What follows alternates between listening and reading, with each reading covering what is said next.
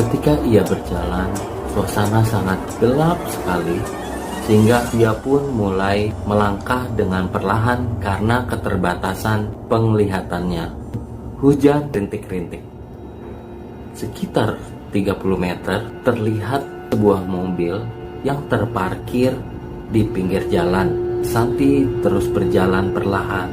Ia mendengar suara mobil yang sedang distarter sehingga seolah-olah memberi bantuan penerangan jalan Reni. Saat itu Reni pun berpikir, alhamdulillah ternyata ada orang juga nih, dari tadi sepi, tidak gelapan, dan jalannya pun sekarang sudah terang karena lampu mobil itu menyorot. Samar-samar Santi melihat di kaca depan mobil itu wipernya mulai bergerak. Semakin lama jarak Santi dengan mobil tersebut semakin dekat. Ketika Santi tepat berada di samping mobil tersebut, mobil itu pun padam. Dalam hati Santi, ya, gelap lagi dong. Gimana sih? Kok dimatiin mobilnya? Please, nyalain lagi dong.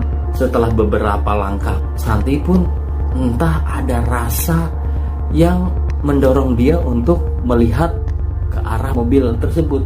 Dan sungguh kaget yang sangat luar biasa, karena ternyata mobil yang menyala tadi dan menyinari jalannya adalah sebuah rongsokan bangkai mobil yang sudah tidak terpakai.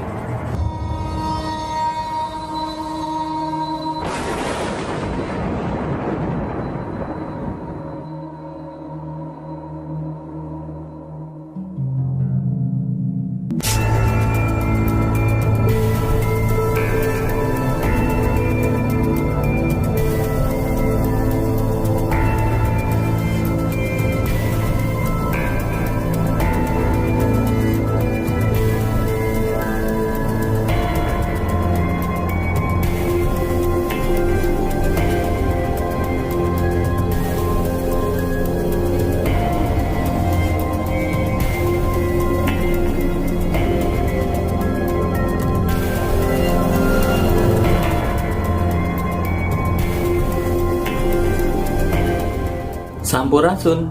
Halo teman-teman, berjumpa kembali bersama Labdawara Channel. Pada kali ini saya akan menceritakan kisah horor kakak dari sahabat saya, Ella, di Bandung. Terima kasih untuk sahabat saya Ella yang telah mengirim cerita melalui Instagram tentang kejadian horor yang dialami oleh kakaknya di kota Bandung. Untuk menjaga privasi, kakaknya Ella ini akan kita samarkan namanya menjadi Santi. Siapkan bantal, guling, serta selimut Anda agar Anda lebih nyaman. Teman-teman bisa saksikan juga cerita lainnya dari sahabat saya Ella di channel ini yang berjudul Liburan Mencekam dan Mengerikan. Selamat menyimak, let's watch. Pada suatu hari, Santi menepati janji pada sahabatnya yaitu Reni yang tinggal di daerah Sadang Serang, Bandung. Sadang Serang itu, teman-teman kalau tahu Bandung, di daerah Dago bawah itu ada belokan ke kanan ke arah Tubagus Ismail. Kalau lurus terus itu Sadang Serang. Karena Santi sudah berjanji kepada sahabatnya untuk berkunjung ke rumahnya, sepulang kerja ia pun langsung menuju ke daerah Sadang Serang tersebut.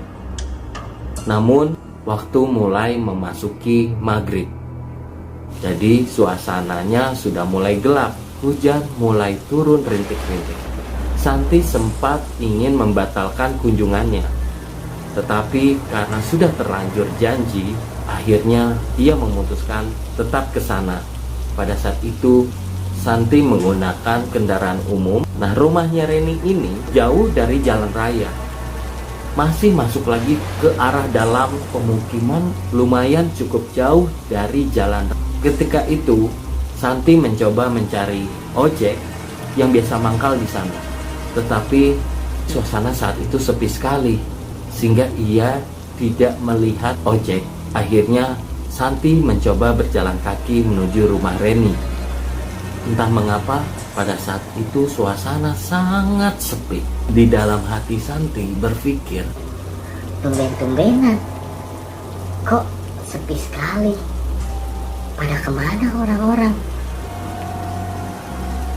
Santi pun mencoba terus berjalan memasuki gang menuju rumah Reni. Ketika ia berjalan, suasana sangat gelap sekali, sehingga ia pun mulai melangkah dengan perlahan karena keterbatasan penglihatannya. Hujan rintik-rintik. Sekitar 30 meter terlihat sebuah mobil yang terparkir di pinggir jalan. Santi terus berjalan perlahan. Ia mendengar suara mobil yang sedang di-starter coba untuk dinyalakan. Lalu Santi melihat mobil itu menyalakan lampu, sehingga seolah-olah memberi bantuan penerangan jalan Reni.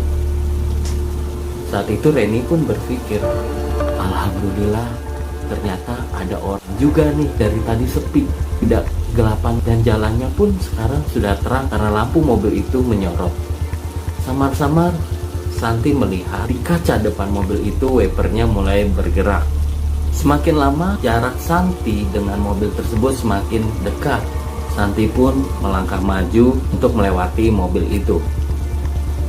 Tetapi ketika Santi tepat berada di samping mobil tersebut, mobil itu pun padam. Dalam hati Santi, ya, gelap lagi dong. Gimana sih? Kok dimatiin mobilnya?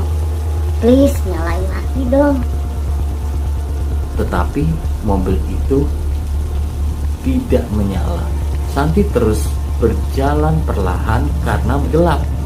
Biasanya teman-teman, kalau mata kita kesorot lampu, terus tiba-tiba lampu itu mati, perlu penyesuaian lagi agar kita bisa melihat gelap.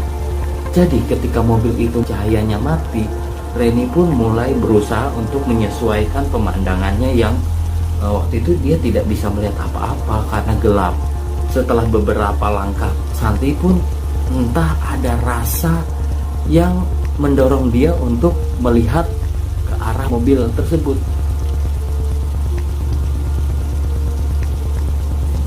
Ia pun melihat dan sungguh kaget yang sangat luar biasa,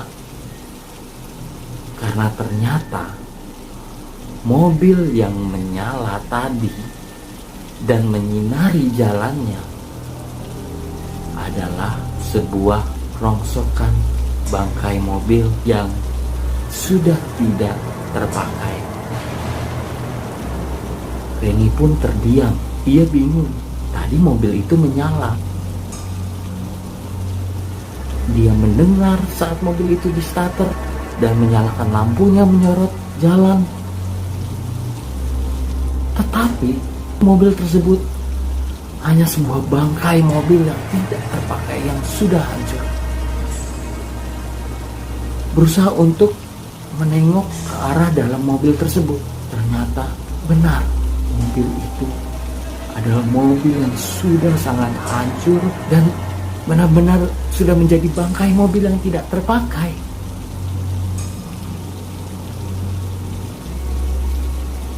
Lalu Santi mulai berlari. Dia terus berlari. Dia hanya melihat pemandangan gang yang gelap dan sepi. Sesampainya di rumah Reni, Santi pun mengetuk pintu dengan rasa takut yang telah menguasai diri. Dia menggedor pintu. Reni pun tidak lama membuka pintu. Santi dengan panik, ia menceritakan apa yang dialaminya di perjalanan tadi. Dan anehnya, Reni pun menceritakan bahwa sebelum Santi sampai, tadi ada yang menggedor pintunya sangat keras. Ketika Reni membuka, ternyata tidak ada orang. Dia mencoba berkeliling rumah, tidak ada orang. Dan suasana memang sepi. Setelah 30 menit, ada yang menggedor pintu lagi. Setelah dibuka, itu adalah Santi. Jadi tadi yang menggedor pintu siapa?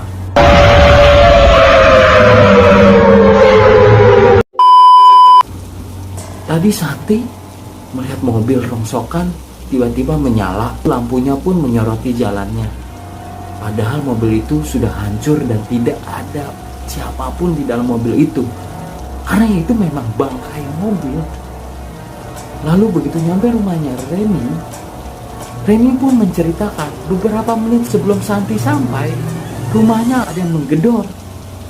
Tetapi tidak ada orang siapapun. Santi dan Reni pun akhirnya merasakan aneh, kenapa ini semua terjadi pada mereka. Jadi teman-teman, saya pun pernah ketika itu membuat kaos seperti ini. Nah, konveksinya itu di daerah Sadang Serang. Berjalan dari kota Bandung ke sana itu memang agak telat, sudah mau memasuki maghrib. Sampai di daerah Sadang Serang, memang suasananya sepi sekali. Yang saya aneh, di sana itu adalah pemukiman, rumah penduduknya sangat padat-padat. Tapi di saat maghrib, daerah sana itu sepi sekali. Saat dari jalan raya memasuki gang, saya waktu itu memakai motor, itu saya tidak melihat satu orang pun di jalan. Padahal rumahnya itu berjajar dan padat. Saya melihat ke arah rumah-rumah tersebut yang menyala. Di dalamnya ada penghuni. Tetapi di jalannya tidak ada satu orang pun dari warga tersebut yang keluar. Apa yang dialami kakak dari sahabat saya, itu saya paham sekali. Karena memang di daerah sana, ya seperti itu. Itu teman-teman cerita dari sahabat saya Ella. Semoga teman-teman terhibur. Di like, share, and subscribe. Nyalakan loncengnya supaya teman-teman mendapatkan video-video terbaru selanjutnya. Terima kasih and bye-bye.